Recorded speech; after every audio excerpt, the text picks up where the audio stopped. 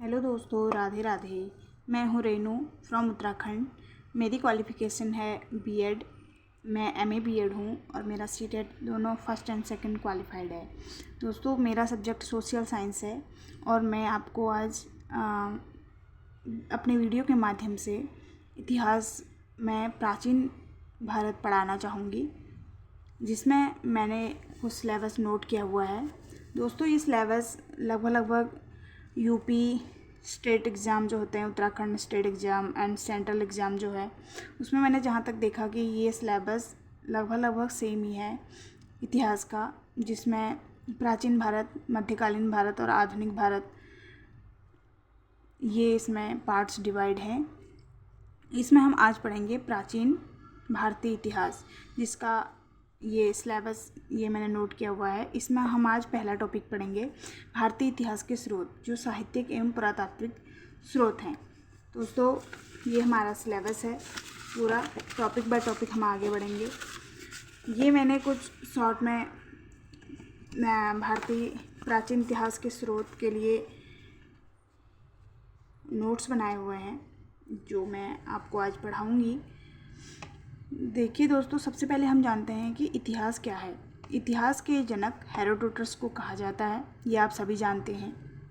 इतिहास क्या है, एक शॉर्ट तरीके से हम जानने की कोशिश करेंगे। इतिहास वो कहानी है जो हमें बताती है कि हमारे पूर्वजों ने पहले क्या किया, कैसे समाज बनाया और दुनिया कैसे बदलती रही, उसके बारे में हम पढ़ते हुए आ रहे हैं। जो कहानियों के माध्यम से हम पढ़ रहे हैं कि पहले का जनजीवन कैसा था, उन्होंने कैसे अपना जीवन यापन किया, वो कैसे रहते थे। इतिहास का अर्थ होता है भूतकाल की घटनाओं और उनके कारणों का अध्ययन। जो इतिहास का हम अर्थ जानते हैं वो ये होता है कि जो भूतकाल की बीता हुआ समय जो है, उसकी घटनाओं का अध्ययन जो होता है वो इतिहास कहलाता है। इतिहास का ज्ञान हमें अपने अतीत से सीखने का अवसर देता है, ताकि हम भविष्य को बेहतर बना सकें। इतिहास हम पढ़ते हैं पहले की बातें, कैसे जीवन यापन था, कैसे जानवरों को मार के खाते थे, कैसे अपना घर बनाना सीखा, तो उनसे हम आगे के लिए अपना भविष्य सीखते हैं कि हमें आगे कैसे रहना है, कैसे हमारे पूर्वजों का जीवन यापन था, कहाँ से लेकर उस टाइम से लेकर आज तक कितना परिवर्तन हुआ, यही सब हम इतिहास के माध्यम से सीखते हैं। तो दोस्तों, इसी क्रम में आगे बढ़ते हैं। हम जानेंगे भारतीय इतिहास के स्रोत हमें कहाँ से मिले, ये हम देखेंगे।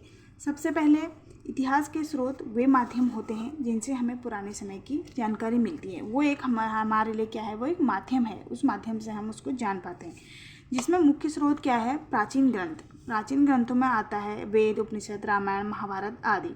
दोस्तों, आप सोच रहे होंगे कि ये इतना शॉर्ट में हमें बता रहे हैं। जो ये है, एक ये मोटा मोटा आपको आइडिया दे रही हूँ कि हाँ, ये स्रोतों से हमें अपने इतिहास की जानकारी, आगे हम इसके बारे में डिटेल पढ़ेंगे। आपको अपने नोट्स के माध्यम से मैं अच्छी तरीके से बताऊँगी, जितना मेरे से हो पाएगा आप समझने की कोशिश करिए। आप जानते हैं कि आप आज के टाइम पे सभी पढ़े लिखे हैं और ये डिजिटलाइजेशन का टाइम है, बट जो भी है, किताबें फिर भी हमारी सच्ची साथी होती हैं, तो किताबें ज़रूर पढ़िए। तो इसी क्रम में आगे बढ़ती हूँ दोस्तों, माफ़ कीजिएगा बीच में टॉपिक चेंज हो गया। तो सबसे पहले प्राचीन ग्रंथ, जैसे वेद, उपनिषद, रामायण, महाभारत आदि, इनसे हमें पुरानी सोच, संस्कार और समाज की जानकारी मिलती है। प्राचीन ग्रंथों से भी हमें अपने भारतीय इतिहास को पढ़ने का एक तरीका है, वो उसके द्वारा भी हम जान सकते हैं, एक माध्यम है। दूसरा है साक्ष्य, खंडहर, मोहरें, मिट्टी के बर्तन, प्राचीन मंदिर, भवन इत्यादि। इनसे हमें उस समय के लोगों का जीवन, संस्कृति, वेशभूषा और व्यापार समझ में आता है। दोस्तों, जो साक्ष्य मिलते हैं उनके आधार पर भी हम आइडिया लगा सकते हैं कि हाँ, कैसे कैसे उस टाइम पे जनजीवन था, किस माध्यम से हम उसको, अपने इतिहास को पढ़ पाते हैं। तीसरा है हमारे पास लेख, जो है इंस्क्रिप्शन, पत्थर या ताम्र पर लिखे हुए शिलालेख, जैसे अशोक के शिलालेख। इसमें राजा के आदेश, युद्ध की जानकारी, धर्म प्रचार इत्यादि मिलते हैं। चौथा है दोस्तों विदेशी यात्रियों के लेख। विदेशी यात्री भी हमारे भारत, कई सारे लोग आए थे जिन्होंने बहुत ज्ञान अर्जन किया, पूरे भारत में घूमे। उन्होंने जगह जगह पे अलग अलग, एक ही प्रांत में अलग अलग प्रकार के लोग, अलग अलग वेशभूषा, अलग अलग रहन सहन, उन्होंने कई सारी चीज़ें हमारी देखी, उन्होंने अध्ययन भी किया, जाना, लिखा, जैसे हेनसांग, फाहियान। इससे हम उस समय की राजनीति, समाज व्यवस्था और संस्कृति का पता चलता है हमें। आगे बढ़ते हैं दोस्तों। 5वां पॉइंट हमारा है मुद्राएं। प्राचीन समय की मुद्राएं, उनसे व्यापार, राज व्यवस्था और आर्थिक स्थिति का ज्ञान होता है। दोस्तों अब पढ़ेंगे हम डिटेल में। भारत का इतिहास जानने के लिए हम प्राचीन ग्रंथ, खंडहर, शिलालेख, विदेशी यात्रियों के लेख और पुराने सिक्कों का सहारा लेते हैं। सबसे पहला प्रमुख स्रोत में सबसे पहले प्राचीन ग्रंथ के बारे में हमने पढ़ा, जिसमें हम अब इसको विस्तार से जानेंगे। प्राचीन ग्रंथ जो है, भारत का प्राचीन धर्म ग्रंथ वेद को माना जाता है। किसे माना जाता है? वेदों को। इसके संकलनकर्ता महर्षि कृष्णदेवराय वेदव्यास को माना जाता है।